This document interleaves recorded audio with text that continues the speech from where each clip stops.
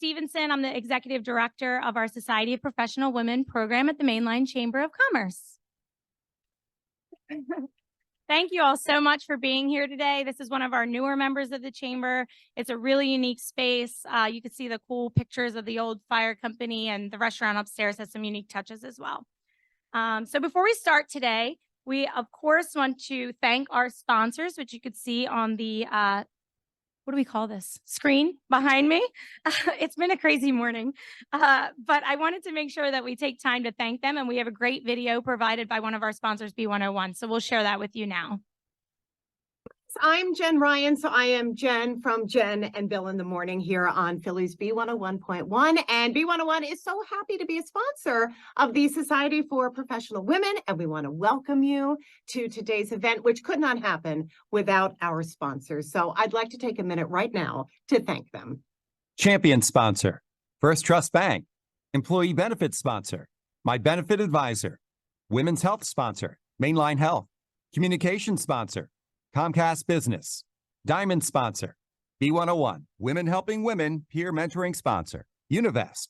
And education sponsor, St. Joseph's University. And now our platinum sponsor, Stradley, Ronan, Stevens & Young. Gold sponsors, 1847 Financial, Autograph Brasserie, and Rosalie. Closets by Design, Curaleaf, Enterprise. Mainline Today, Montgomery County Community College. MRS Audiovisual, Newman University, PNC Bank, Starfield and Smith, UGI Corporation, United Healthcare, Vertex, and Wells Fargo. Silver sponsors, Brandywine Realty Trust, CSL, The Giant Company, Jefferson Health, Macy's, M&T Bank, Pico, Philadelphia Insurance Companies, Pictures by Todd Photography, Villanova College of Professional Studies, and WSFS Bank. Round of applause, please. That's a lot of support from our chamber members. All of these sponsors support our mission, which of course is to accelerate and expand the influence of women leaders of all professions and generations, strengthen our business community, and support our region's nonprofit organizations. So please support these businesses whenever possible. We're really eager to hear from our special guest speaker today. Rumor has it, he's a real life superhero, or so he likes to think. So get ready to embark on a transformative journey with Jeff Gibbard as he takes the stage to share his wealth of insights on innovation, leadership, and personal growth. So welcome, Jeff, and thank you for being here today. Can we give Jeff a round of applause? And I would be remiss if I didn't thank Jeffrey Klein, who is on our SPW Advisory Council. He actually introduced me to Jeff a few years ago. So thank you, Jeffrey.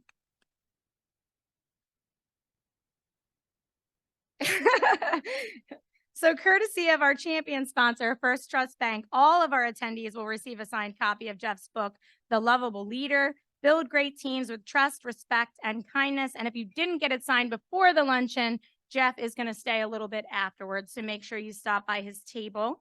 We are pleased to announce that the annual SPW supplement published by Mainline Media News is going to be released on November 12th. The distribution for this supplement is over 20,000 in the Philadelphia region, in addition to the digital outreach provided online and through social media. The supplement will include photos and information about all of our 2024 programming and our sponsors' commitment to greater gender equity. We actually have a potential speaker in the room right now, but I don't know if I'm going to share who that is yet. So if you're interested in joining us, I know you see all the incredible support we have behind us, but there's always room for more, especially when it comes to the DEI and B work. So if you're interested in sponsoring our program next year, please let me know and I'd be glad to help you with that.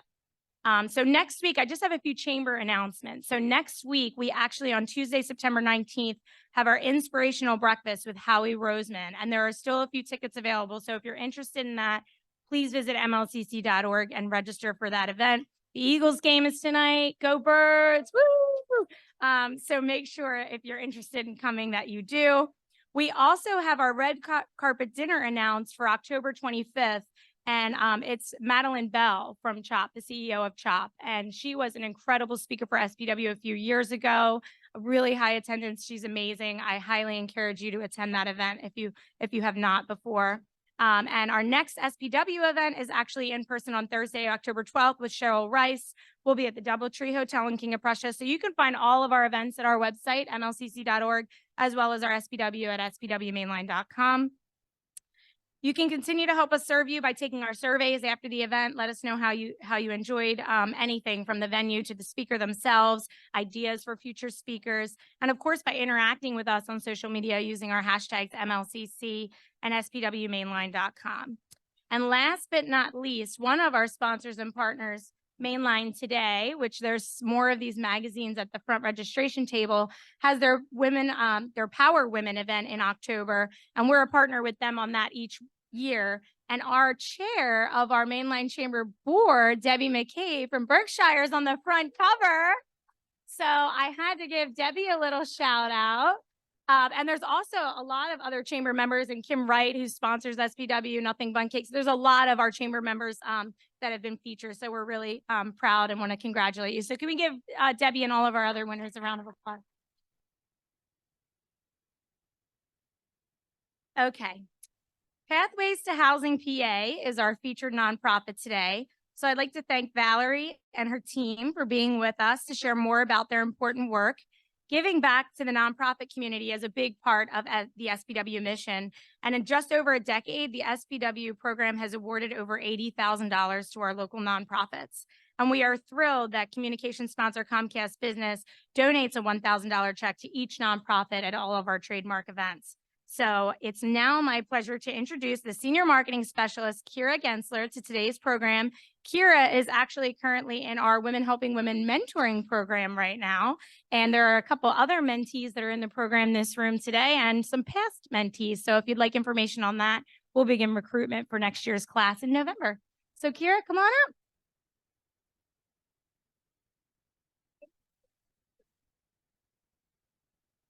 Hello, everyone. Thanks, Nicole. I'd first like to say welcome to September. I hope you guys had a great summer. I love seeing a couple of you in your Kelly Green for the Eagles game tonight. Nicole beat me to it, but go Birds. I'm so happy to be here to celebrate Comcast's ongoing relationship with SPW as that communication sponsor. We value this partnership with SPW and really do find such success supporting businesses of all shapes and sizes through events with SPW. So with that being said, it is my honor today to introduce the featured nonprofit. Since 2008, Pathways to Housing PA has provided housing and comprehensive wraparound services following the evidence-based housing first model in Philadelphia to help end chronic homelessness. Pathways currently houses more than 550 individuals in regular apartments across the community with an unprecedented 85% housing retention rate.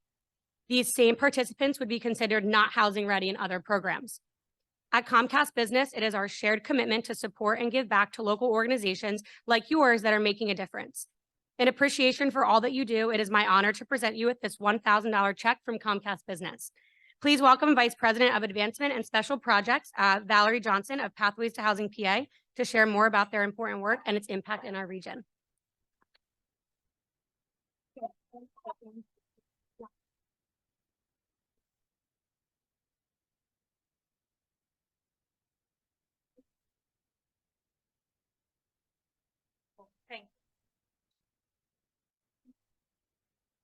Hello, go Birds. I'm going to continue that trend.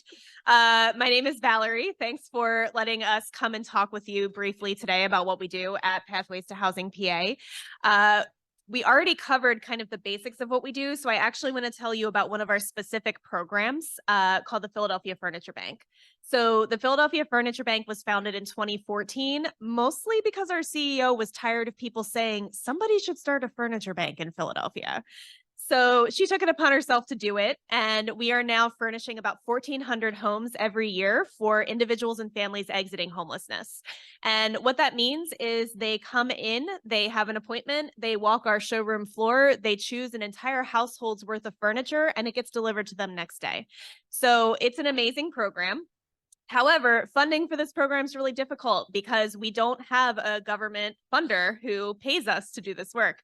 So we decided last year to start a social enterprise to help provide revenue for the furniture bank, so we're not constantly asking people to support this financially. So we launched Good Haul in July of 2022. It's a junk hauling service. We will take furniture donations, of course, but we will also take donations of anything else that's in your house that you don't want. It doesn't have to be a donation. We'll also take your trash. We'll take everything and we'll sort it for you. We'll put it where it needs to go. We'll recycle things. We'll donate things. We'll get all the furniture out to our furniture bank. And that ultimately is going to end up supporting the furniture bank even further because paying for that service means revenue for the furniture bank. So we love having the opportunity to do things like that. And it's truly because of donations like the one that we're receiving today that we're able to be innovative and create social enterprises and do things to further support people who are experiencing homelessness. If you want to support, we have a website, pathwaystohousingpa.org, but we also have volunteer opportunities at the Furniture Bank. So if you'd like to come in and help someone select their furniture for their new home, we have volunteer opportunities for individuals to come in and do that Monday through Friday. And we also do group opportunities. So if you need a team building exercise for your team, you can come in as a group and you can put together IKEA furniture. And let me tell you, that is a team building exercise. Okay. So we are so happy to host you to do that with your team. And I'm also going to be here after the presentation. So if you have any questions or you want any additional information, I'll be here. Thank you so much. What do you say, Bernie? You and I, IKEA furniture? I don't know. That was awesome. Thank you so much. I do remember when I had first started with SPW 9 years ago, I remember furnishing a whole apartment from Covenant House just because of this event, because the people in this room were incredible, so incredibly generous. So I think mentioning that was really smart. You might have a lot more furniture by the end of the week. So thank you for sharing that. And thank you, of course, to Kira and Comcast Business for their help supporting our local nonprofits. So we are grateful for the support of our champion sponsor, First Trust Bank, which I mentioned earlier, for providing our books today. And now it's my pleasure to we can give them a round of applause for that. And it's now my pleasure to introduce Vice President Deborah Yelson to say a few words. Debbie has served on the Mainline Chamber of Commerce's Board of Directors and Executive Committee, the Ambassador Committee for many years, along with serving as our current chair of the SPW Advisory Council. Debbie also is in Women Helping Women, now that I'm thinking about it. It's not in my notes, but I remember that. So please welcome Debbie to the stage.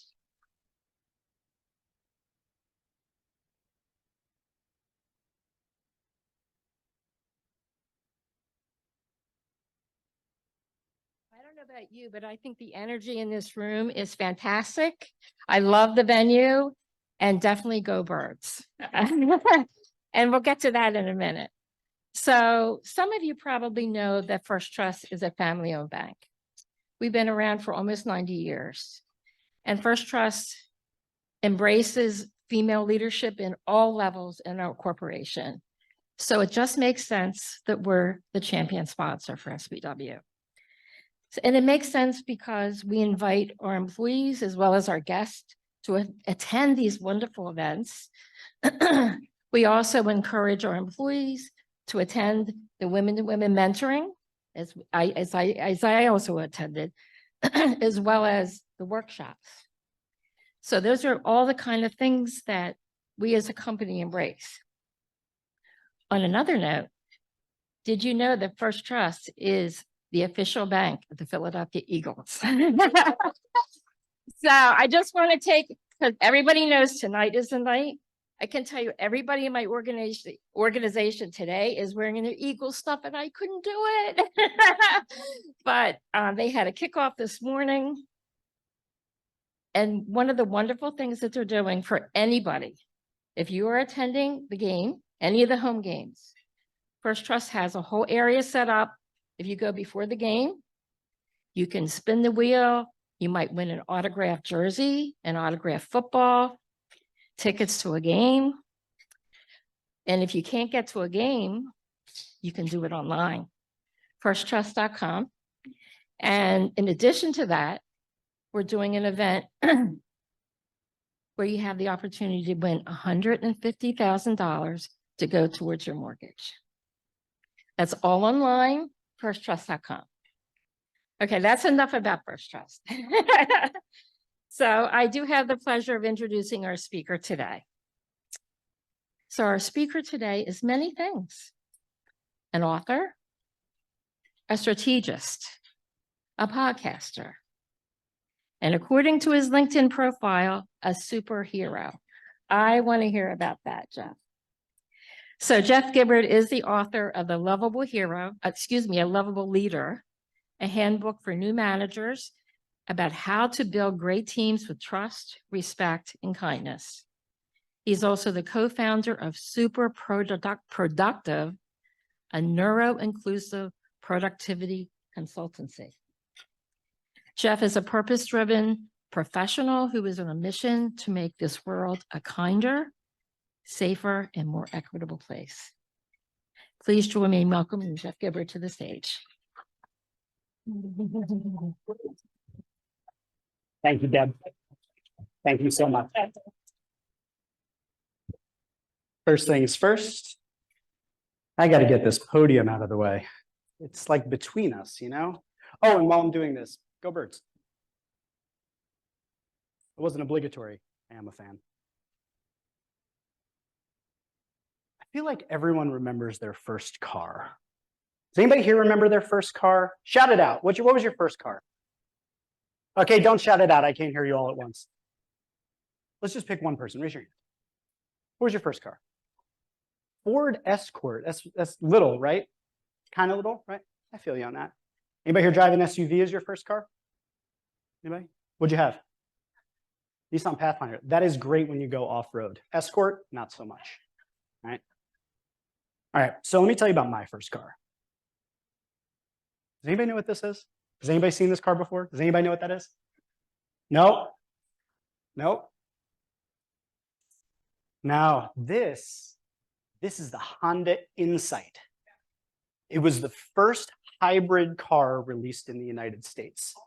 Now, the Prius predates it by a couple of years if you're a trivia fan, but in the United States, this was the first hybrid car. It got like 60 to 80 miles per gallon. Not great off-road. Now, I know you're looking at this beast and thinking to yourself, how big is that? Well, I provided bananas for scale. This is real life. It's very cozy, very snug. And I loved this car. And I got this car. My story of how I got this car was that my dad was retiring and moving to Mexico. So he gifted me this car, and it was at the perfect time in my life because I had actually just started what we all dream of being when we grow up, and that's a consultant. Now, the story of how I became a consultant, though, is probably, we need to go back further than obviously it being my dream job coming out of college, which it wasn't. So let me go back a little further. You see, I have to tell you about how I got there, I have to tell you actually about my dad. So my dad was a funeral director, and he did that for years. It was a good union job. He did it after he came out of Vietnam, and it was a job that he did without purpose or passion. But he did it to pay the bills, provide for us, etc. But as I was a kid, growing up with him being a funeral director, he would always say things to me, would give me guidance, as our parents hopefully do. And he would say to me this thing that got burned and etched into my memory. Some of you, if you're 80s babies, you probably heard similar things. Find something you love to do and you'll never work a day in your life. My dad came up with that. Also Mark Twain and Confucius. So this was how I felt about going into the world, into the professional world. I thought, this is what you do. I didn't understand that that's not what my dad did, but I understood that was the message I was meant to receive. So naturally, I took this to heart and I said, okay, well, find something I love to do. Okay, so I'm going to be Superman. That's what I'm going to do. I decided that when I grow up, flight, invulnerability, helping the innocent, that was my whole plan. But as I got older and I couldn't fly yet, I knew it was probably going to take some time before these abilities developed for me. So I had to come up with a backup plan. So here was my backup plan. Brilliant as I was going to be the starting point guard for the New York Knicks. Don't Google it. It may or may not have happened. So this was my plan all through high school. I was going to be a starting point guard for the New York Knicks. And after getting cut from the JV team, which was a total mistake on their part, and I'm so not mad about it, but I digress. I was like, you know what? I probably should have a backup plan. So I was like, all right, instead of, look, I can't be Superman. And I can't be the starting point guard for the Knicks yet. So let me go with my backup plan, and I'll just settle. I'll make do. I'll mentally prepare myself for being a world famous movie director if I have to, I guess. So this was my plan. I went to film school, and I was going to be Stanley Kubrick's protege. Unfortunately, I went to college in 98 and he died in 99. So again, plan foiled, not good. All right, so I'm waiting to hear back from Hollywood about how they're dying to have me come write and direct all of the movies in my mind. And I'm waiting for the Knicks to call for my tryout. So naturally, I had to have a backup plan. So my backup plan was, well, I should probably go work somewhere that pays me. So I got jobs in restaurants, I worked in retail, I did a variety of different things like that. Weren't great experiences. I don't know if anybody here has ever worked in the service industry, but I doubt any of you would describe it as your dream job. I also doubt any of you would say, you know what? Best managers I ever worked under in a restaurant. Nah, wasn't good. So I said at some point, as I'm in my backup job, waiting for the backup job and the backup job to come through, I got to do something. I got to find a way out of this. I need to go somewhere. I need to do something. And I said, you know what? I'm going to go back. I'm going to get my MBA. And I'm going to get into the professional world like a grown-up. So I did that. I went and I got my MBA. And as soon as I got out of my MBA, I got to work for this consulting firm. And immediately everything was different. I had a 401k. I had health insurance, like, whoa. But it didn't stop there, folks. Oh, no. You see, I had khakis now. I wasn't just some joker in some black pants. No. Not only that, I had shirts with collars. Actual collars.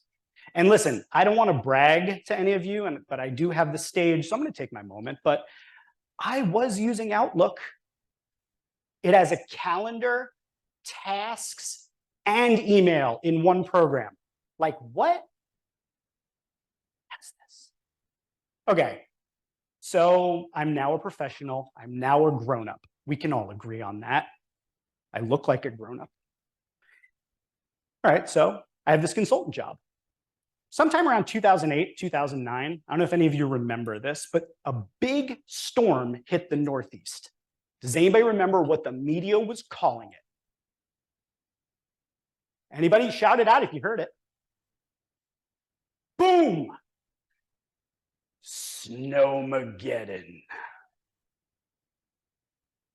All right, okay. You got it. Does anybody remember what kind of car I drove? Anybody? It was this cute little Honda Insight that got 60 to 70 miles per the gallon, but it's not really good in off-road and snowmen. It was very scary and very treacherous. So, Snowmageddon, consulting job, I think naturally, I'm gonna work from home. That just makes sense, right? Like they know that this is not a good idea. So I call in to talk to my manager on the day of Snowmageddon. It's here. We're confronting Snowmageddon. I call up, hey, how's it going? Hey, it's Jeff. Listen, looks real treacherous out there. Thinking maybe I have a computer, I have a laptop, I could call in, I have email. Why don't I just work from home? To which they replied, we are expecting you to be in the office.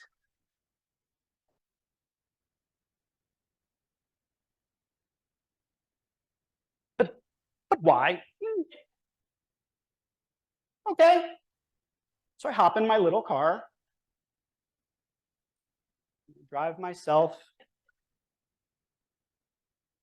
from the city out to the burbs, up hills. Why up hills or down hills? Terrible, very scary. So all I could think after that was, why would they do that? Why would they make me come into the office knowing that I drive a lawnmower with a lunar rover aesthetic and rear-wheel drive, no off-road capability? Why? Why would they do that? Not only that, why would they do that when I knew that as soon as I got there, all I would be doing is checking my email, maybe going to a few pointless meetings and not really getting anything done. And then you know what occurred to me? Where are all the leaders in this company? Why aren't they here right now? Why are they at home? Why am I here? And why was I put in danger? There's a little Easter egg that just popped up on the screen. The reason why is I want you to remember this story for this talk, because it's going to come up again later, and I think you'll know when. But I want you to remember that story. So this was a light bulb moment for me. I thought when I was getting out of restaurants and retail that if I just got into the professional world, I would be working with people who actually knew what they were doing. I know, right? Like in retrospect, it's like, but I think all of us at some point in our lives, probably early on, have this sense that somebody knows what they're doing, right? Like we think our parents know what they're doing. We think the teachers know what they're doing. We see CEOs or people in business that like, they look like they got their stuff together, right? So people know what they're doing. And then at some point, you pull back the curtain and see that the person behind the curtain is held together with duct tape. And that nobody actually knows what they're doing. There's no grand plan. Everyone is just making it up as they go along, hopping from crisis to crisis, answering emails, and on way too many Zoom meetings. I had this epiphany, I had this discovery, and oh my God, was that depressing, like so depressing to come up with that.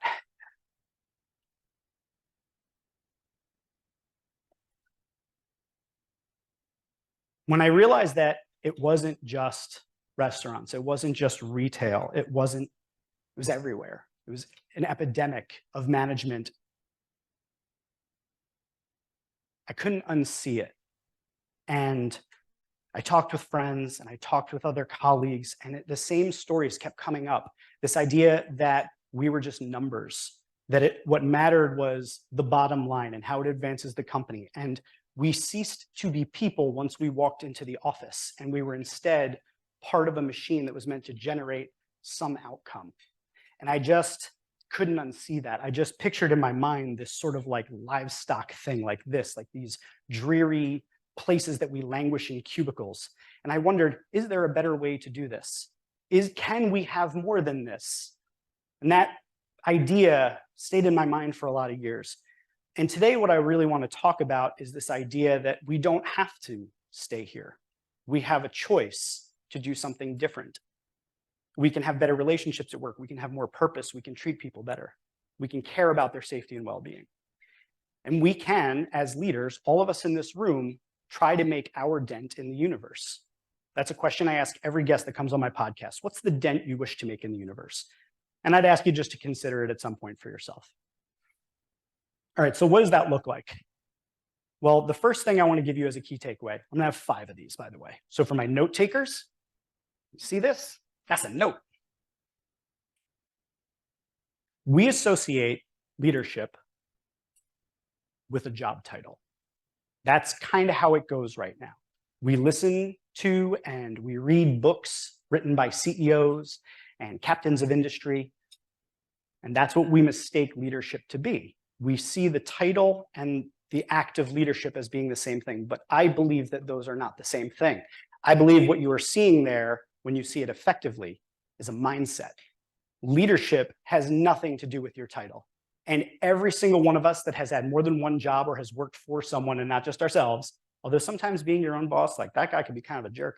But my point is that we all know that sometimes management doesn't know what they're doing and leaders don't really care about us. So the title didn't really matter. It mattered what they did as leaders. Did we want to follow them? So leadership is a title, is a mindset, not a title. So let's dig deeper into that. Here's why I wrote my book, just so you know. The first thing I noticed, as I told you in my epiphany, is that I believe leadership is kind of broken. I think we have a problem in leadership. So that was the first thing. I noticed a lot of things in talking to friends, in my own experiences. There was a lot to do with control, a lot to do with manipulating to somebody else's benefit. And I just thought that was not good. And we could probably do better. So I was inspired to write about leadership because of that. But then I got the opportunity to actually go from thought to action. And that was when my wife stepped into a leadership role. Now, I had been running my own agency for 5-6 years at that point. I'd managed multiple people. I've led that company, and she was brand new to the role. And she had people on her team, and she had these different conflicts and different personalities, and she kept coming back with these questions. So there's one time we're driving back from Annapolis, Maryland. We just met up with some friends, and in it, she asked so many questions that I was like, bust out Evernote, and I created the outline for the book. So that's why I wrote the book, okay? So let's get into leadership. Let's talk about the whole thing. What do leaders do? And I'm going to frame this mostly in the context of business, but I want to be clear, leadership is not just business. I wrote this as a business book because that's where they put leadership books. But leadership is a mindset, so it doesn't have to be that. But in business, like what do leaders do, right? Like leaders do, they set goals, right? They make strategies, come up with tactics, manage conflict, maybe inspire people here and there, but ultimately they're leading people towards a destination. That's what leaders do, right? Okay, so if that's what leaders do, if we agree that any of us in the leadership role have to do some or all of these things, well then why in the world is it so hard? There are books written about goal setting. There are books written about strategy. There are books written about tactical implementation and project management and things like that. There's books about conflict management. There's books about all of these things. There's experts on all of these things. And yet, we keep having the management leadership problem across our companies. I have theories. Here's why I think managers struggle. And there's a lot of data to back up these things, but I think more than data, you're going to feel these in your gut. First reason why managers struggle. Why did they get promoted in the first place to manager? If I may, they were good at a thing. So naturally, the thinking became, they're good at a thing. They're going to leave if we don't promote them in some way. Let's make them accountable for other people. Now, these are not the same things. So being good at a thing does not necessarily make you being good at the thing of managing people. So first problem, we're putting people into leadership roles for the wrong reasons, okay? So that's what that one is. Pretty basic, pretty obvious, feel it in your gut, right? Number two, we don't train leaders. Hey, you got a team of 10 now. Keep them. Do good work. That's a problem because when you move into a role where you have to manage 5, 10, 15, 20 different personalities and people, well, someone should maybe help you through that process. Because you were good at sales doesn't mean you're good at managing salespeople. So we have an issue there where we are moving people into the role for the wrong reason because they were good at doing a thing, and then we didn't train them. And then we're like, why do people leave because they're managers? Like, it just doesn't even make any sense.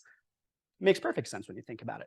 But here's the third thing, and this is the one that I think we don't talk about enough. This is a big one. And I really think that this is where the mindset shifts, okay? We judge people based on what? And what I mean by that is, what did you produce? What did you create? What are your revenue numbers? What's the outcome? Results, results, results. I'm not saying results are not important. Hear me. What I'm saying is that when we focus on what we have to produce as managers, people become objects. They become part of our way to get promoted. They become part of the way where we hit our numbers, where we're able to advance. We're able to get recognition. And that's not great. We probably shouldn't do that. So what do I think? I think we should shift our focus from what to how. I don't think it matters what you do because, again, we said it at the beginning, leaders all do primarily the same thing, right? What do we do? Goals, strategy, tactics, conflict, all the same stuff, right? But how you do those things, that really matters. We're going to talk about that part. There's too much control happening in most of our management. We want, because we're judged on what, we want people to do what we tell them to do so that we can get where we need to get to. So we try to control them to give us the things that we need them to do. And because of that, that control leads us to not be able to be in a position as leaders where we love our people. And I know that that word's like really weird to hear with leadership for people, but I'm going to clarify it throughout this talk. But I believe we should be loving our people, caring about them, trusting them, building connection with them, creating safety for them. And I love this quote. It's impossible to love someone and control them at the same time. It always sticks with me in my head. So why do they do it? Why do we treat people the way that we do? Why is our house so messed up? It's because we're scared. When we're judged on what we do, we go into a state of fear. We take the credit because we don't want to be overlooked and fired. We push our teams to produce because we don't want to be seen as not effectively producing, right? When we rely on the what, we get scared. And then we push that down on our teams, and then they get scared. And what does that do to your culture when you have people walking around terrified that they're not enough, that they're not producing enough, that the what isn't there? But if we shift to how, things do change. But here's the thing, I want to give some context for you. You might be thinking, that's not me. I got a great job. Or that's not me as a leader. I don't do that. Okay, fine. But there's a culture, okay? When I talk about we, when I say we here and I say, well, we are scared or we're this, I'm talking about a pervasive leadership culture. Where does it come from? Why do we do it? Well, I believe it's not our fault, okay? We swim around in a soup of culture and of cultural norms and things that happen, right? So I want to share with you what I think 3 of those things are. I think there's 3 big factors that cause us to lead the way that we do. Our how is shaped by these 3 kind of meta factors. The first is individualism. We have a culture that prioritizes the individual above anything. We individualize society's problems. We individualize our heroes in all of our media. When you think about the word leader, it's so individual, isn't it? Like you think of leaders of movements, you think individual leaders of movements, you think about presidents, you think about CEOs, you think about individual people. Michael Jordan never won a single championship 1-on-5. Fun fact. No president manages this entire country and leads this entire country without a fleet of people. Every single thing that is done, Jeff Bezos hasn't packed a box in like 20 years. Elon hasn't designed or launched any rockets. There are teams of people, and yet we focus on one. Maybe we don't have the attention span, I don't know, but we have a culture of individualism. So that seeps into how we think about leading. We see individuals, so we want to be that individual. That's how we choose to lead because we're immersed in it. Okay, cool, so that's 1. 2, there are hierarchies everywhere. This has been how we think about leadership. I'm above you in the org chart, I get to tell you what to do. I make more money than you, you do what I say, or else I'll fire you. We see it in military, we see it in corporations, we see it just about everywhere in society, sports even. There's always some form of a pyramid where there's people at the top and people below. And that inevitably creates the situation where as the individual higher up, you keep thinking that because you're higher up, you get to treat the people below you as less than. And again, I'm not talking about any person here. This is an individual thing. This is a cultural thing. It's all around us. It's the soup we swim in. The third factor is competition. We're in a war for talent. We're in a war of ideas. We read The Art of War. We're in markets where we have to beat our competition. We have to compete for our own job. We have to make sure that the person who's coming up behind us isn't trying to take our stuff. We have this idea of winners and losers. And when you combine that with individualism and hierarchy, what you get is the culture we have of leadership, where there's a single person who thinks that they are the leader because they are higher in the org chart, they are the unique, brilliant something, and they're going to win. But again, it's not our fault. It's all around us. We don't choose this. It's just the soup we swim in. And if you look back throughout our history, it kind of makes sense how we got here. We listen to other people's opinions and other people's perspectives and their experiences. And what we're going to find is that we got here on purpose. We got here by way of the way things shaped up. But just because it's not our fault doesn't mean we don't have a choice. In fact, now that we know that these things are out there, it gives us the opportunity to choose something new. But let me ask you this, how's all that stuff working out? Individualism, hierarchy, competition. Well, maybe it's not one-to-one, but I'm going to show you some stats of how things are out there. Well, 60% of people are emotionally detached at work. So I pulled a bunch of stats from Gallup. They do a bunch of research on employee engagement, different things. I've been looking at this for like 6 years now. And I'm not going to bore you with stats because I don't even find stats convincing. I think truth is convincing. But I'm going to show you a couple for my stats people. So 60% of people are emotionally detached at work. But you know what's worse? 19% are admittedly miserable. Like miserable. Like think of the word miserable, misery. Kathy Bates, wherever your mind goes. Miserable. Now, you guys know how much time we spend at work? To be miserable?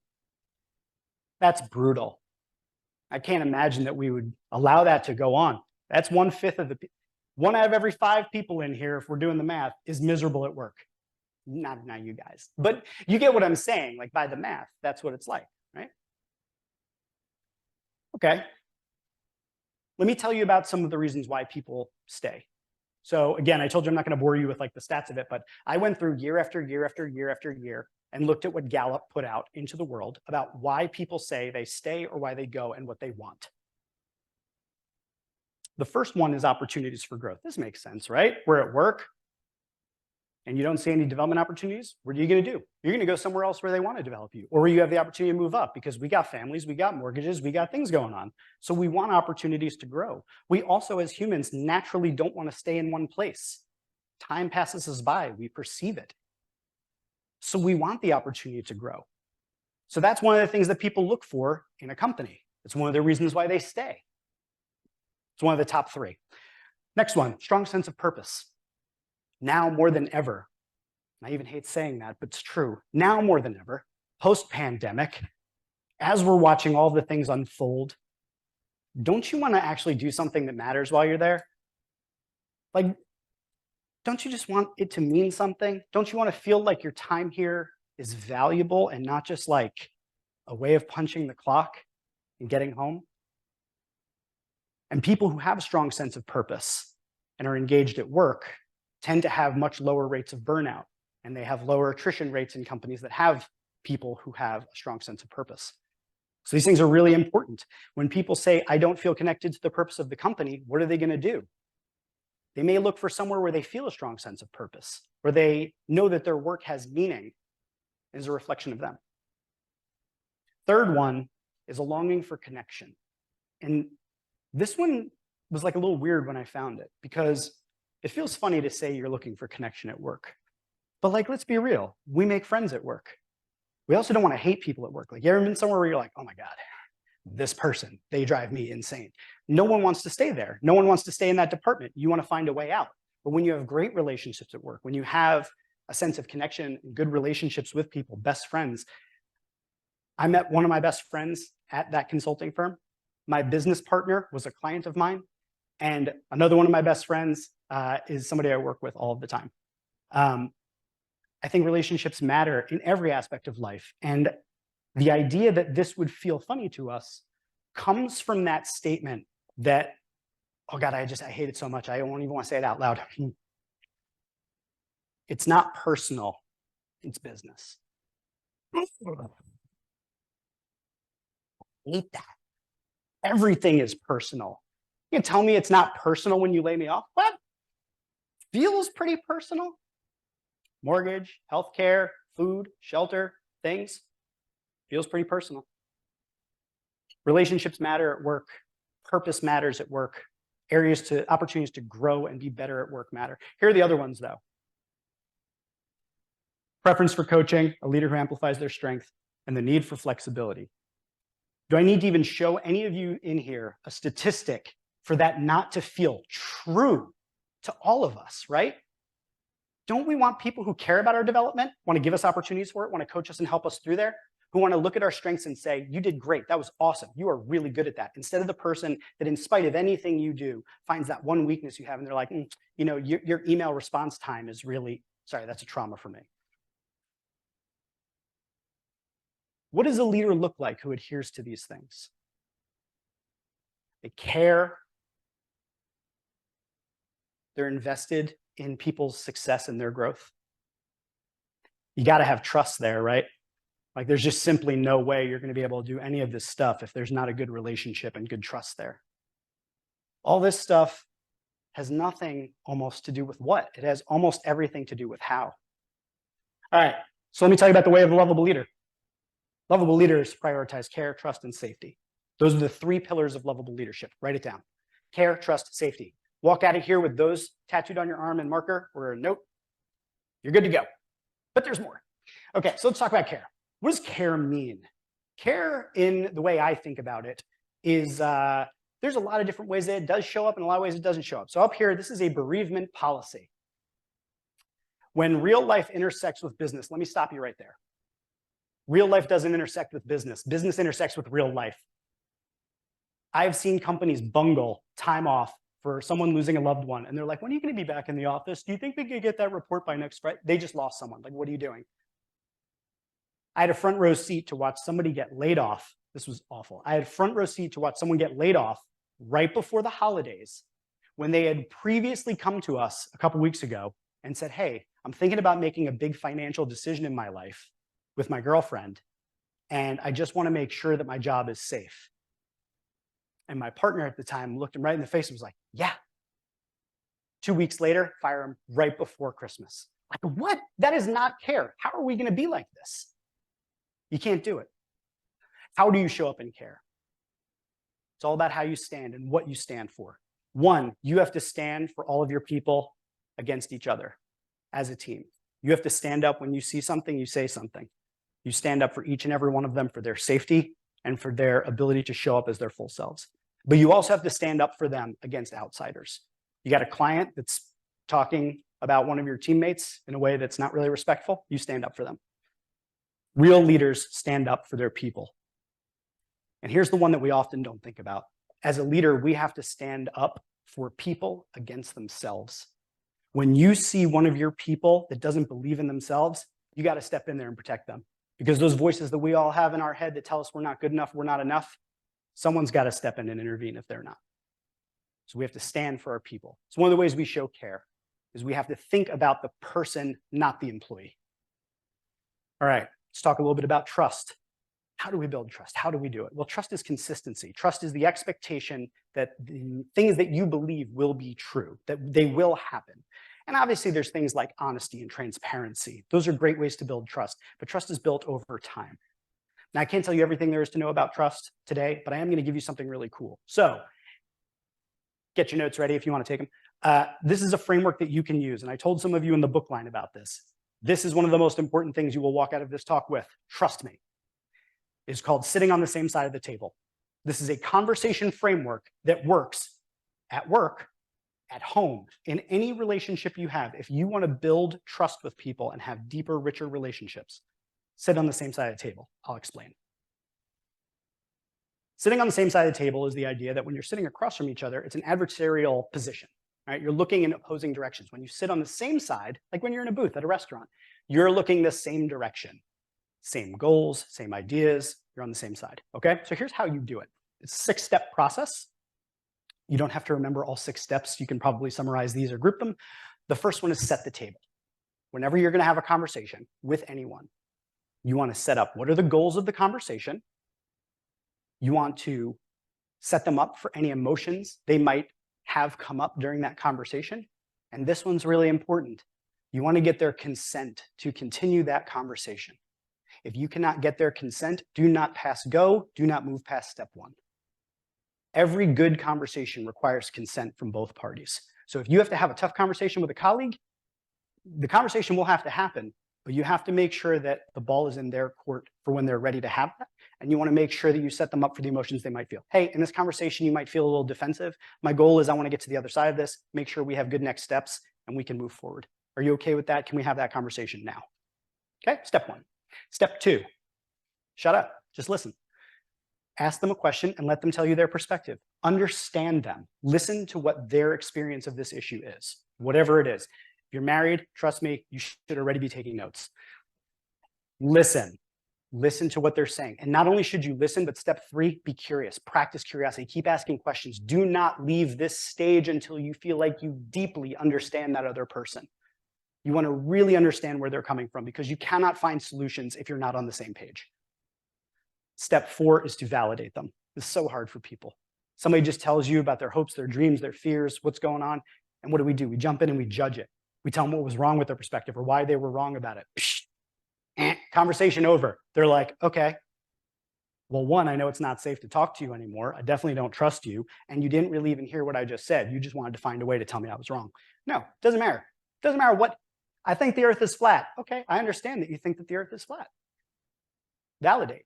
You don't have to agree to validate, but it allows the other person to stay in the conversation with you without retreating.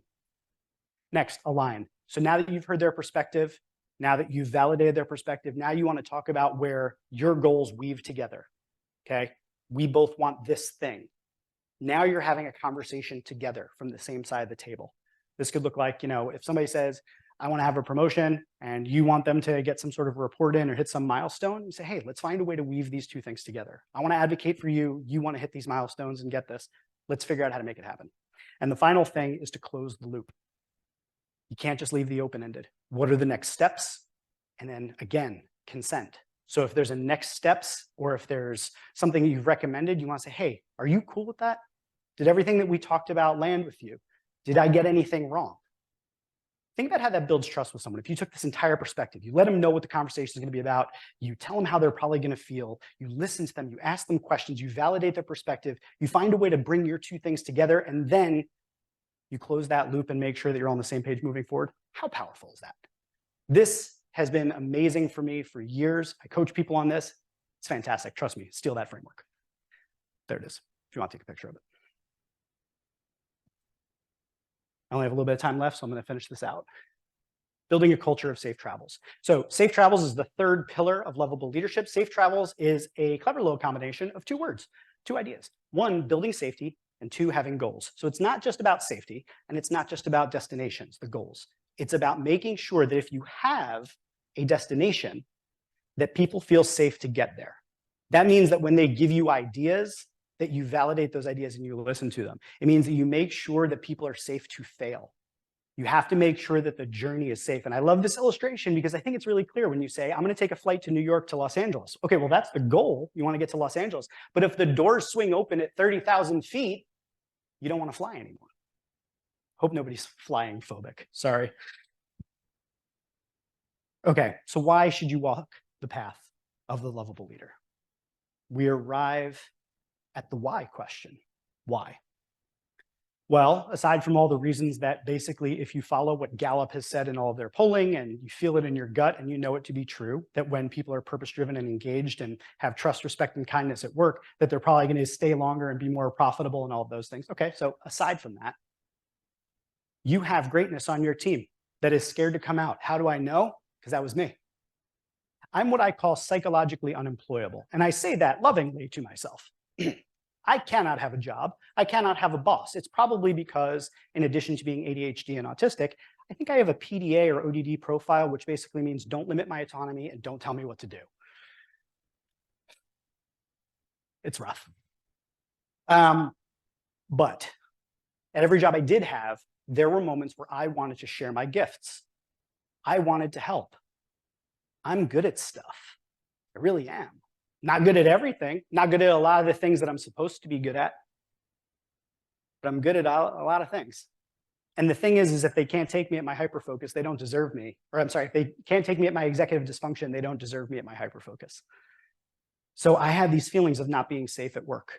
I had these feelings of not being able to contribute, that I wasn't enough. And all of that trauma just sucked.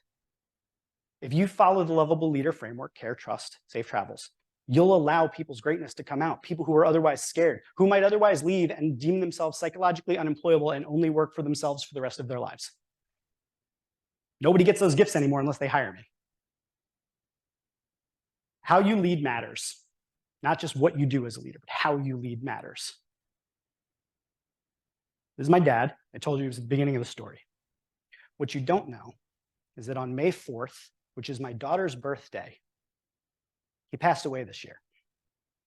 I lost him on my daughter's birthday. He was a funeral director. Life and impermanence is always on my mind. I'm always thinking about how painfully short our time here is. I just read this book and I think you should too. It's called 4,000 Weeks, Time Management for Mortals. And Oliver Burkeman says, the average human lifespan is absurdly, insultingly brief. If you live to be 80, you will have 4,000 weeks. That like really puts things in perspective, right? So we're going to these jobs. What's it all for? We're going to be leaders. What are we trying to accomplish? Remember that Easter egg? Somebody thought, like, was he going to get around to the Easter egg? Here's the Easter egg. My last day of high school was 1998, May 28th, and my mom got into a catastrophic car accident. She was 2,331 weeks into her 4,000. She didn't die, but she did have a traumatic brain injury, and her life sucked for like 20 years. She had dreams, she had aspirations, she had things she wanted to do. She wanted to go into geriatric social work so that she could help people as they entered aging. She cared about something. She wanted to be a leader. I'm 43. My mom was 44 years old in 8 months. I'm at about 2,260 weeks. I have so many things I want to do. I have so many lives I want to change. I have so many stages I want to be on. And everybody that I work with, I want to touch in some way that profoundly creates ripples. That's what I want. But we don't know. She didn't know that was going to happen. I didn't know. I just went to get a slice of pizza and gave her back her car. And then that happened. So what are we going to do when we go to work? How are we going to interact with the people in our lives? Are we just going to do that slow, languishing, awful nonsense where we try to get ahead by what we produce, or are we going to change how? I know my answer. But I ask you, what does your work mean to you? What are you going to do with that role of being a leader? Because it's just a choice. It's not a title. Remember, it's a mindset. So you get to choose if you want to be a leader. And it's how you show up. It's how you treat your people. It's whether or not you create environments that prioritize care, safety, and trust. And I think you can do it. Last takeaway. Every day you show up, you get the chance to make your dent. Make one person feel safe. Let them come out of their shell. Create an area where somebody feels cared for and they trust you. You can do it. It's just small little things, little how interactions. And then there's the big takeaway. How do we get there? We just have to shun that fear that we're being judged, that we're not enough, and instead have the courage to lead with love. Thanks for having me. That QR code will send you to a page that has a couple bonus freebies for you, some downloads, as well as just more content stuff if you're interested in like learning more about the whole philosophy and all the stuff. So feel free to grab that. You can connect with me there. Some people ask for business cards. I do have some, but the QR code should also suffice to get you everything you need. And I also just want to say from the bottom of my heart, thank you all for being here. This is actually the first time I have given this talk in its entirety. There have been pieces leading up to it, but this is the first time I've actually gotten to give this talk. And it's the most meaningful one I've ever gotten to give. So thank you all for being here. There. We're going to take one or two questions for Jeff. Does anybody have a question? Yes, sure. So I kind of have a question as to, you talked about, let me see if I can formulate this in my head. I think out loud. Oh, me too. Yeah, I related to a few other things too. The question about the stats that you had in terms of number of people who are miserable in offices. One of the things that I've seen is not only people not doing well, but people actually being abusive in the work environment to the point that it's too common. And I don't know if you have run across that. Yeah. And what your thoughts are on that, I guess. I guess my big thought of it is like, that's the whole problem we're trying to address. I mean, if you look at like somebody who's abusive to somebody else at work, like there are 3 things that are immediately missing: care, trust, and safety, right? It doesn't matter if you say, I want you to hit this target.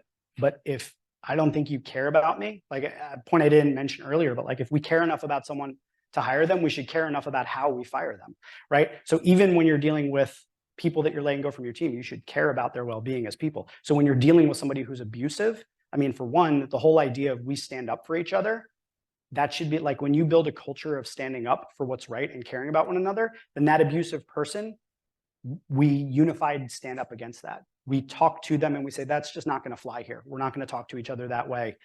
You know, just letting you know that there's not going to be a lot of warnings about this. We have to come together and work together as a team. And in the book, I actually have something called the 8 commitments of the team. And it's a whole section on just basically like, what does a good team look like? And what are the things that those teams commit to that make them different from teams that have toxicity and that sort of behavior? One more question. And Kristen has a mic back there, so don't be shy over there if you have a Man, I question. wish I had more time for All questions. I right, love we people. got- You're going to be at the table. I can ask you. Oh yeah, that's right. I'll be around. I'm going to be out there. Hi, I wanted to know, so I'm over here, I'm still. God, I wanted to know about how to maintain this culture. Like, I bet everyone in this room is super inspired right Yeah, now to go hopefully. back and be like, yes, let's love everybody and all those good things. But like a month from now, when somebody's not pulling their weight or all of the things that you talked about, how do you maintain this culture? I think there's a couple different things that I would recommend. So I'm going to get like really, really tactical if I could. So one is I think you have to have sort of like the guidelines clearly like posted, understood, talked about, and brought into conversations, right? So if you're going to change a culture, it's not going to change overnight just because you say like, we're going to be lovable. Like it's not going to work, right? So you do have to kind of operationalize kindness, which sounds weird, but you do have to kind of operationalize it. So that's kind of one big thing is to make sure that you have documents that you refer back to and things like that, and practices that you're going to have as you go through that. I think the other thing is to start to practice some of the ideas, like the sit on the same side of the table. Like that's a thing that you can actually put into practice. Like you can make it part of the way that you do things to ensure that happens. And then I think the final thing, just very tactically, is there has to be an agreement, right, amongst people. And the more that you have people collectively committed to an idea, the more that you can kind of bring things back when you go off course, right? So it feels like, oh, well, things kind of start to fade away. But like when everybody's reminding each other, like, hey, remember, we're prioritizing communication that's direct, kind, respectful, et cetera, right? Or somebody messes up, hey, just remember, like, we're trying to create an environment of safety. I know I messed up here, but so it's tough because it really does, again, like leadership, I said, it's like we have this problem with individualism. Like leadership is actually a collective action. Like we have to all work together to make those environments. And that's tough because if you don't have buy-in on that, then like, what are you going to do? You're just like fighting the battle, hence why I work for myself. But we try to do it like with my business partner and I, like we try to create a company where we treat people a certain way, we treat each other a certain way. It's tough. It's a day-to-day thing. It's a practice, right? Like, and again, we're swimming in the soup. So when you swim in the soup of individualism and hierarchies and competition and all of this toxic leadership stuff that we see, you have to constantly pattern interrupt it and stop going back to like things that are like habitual.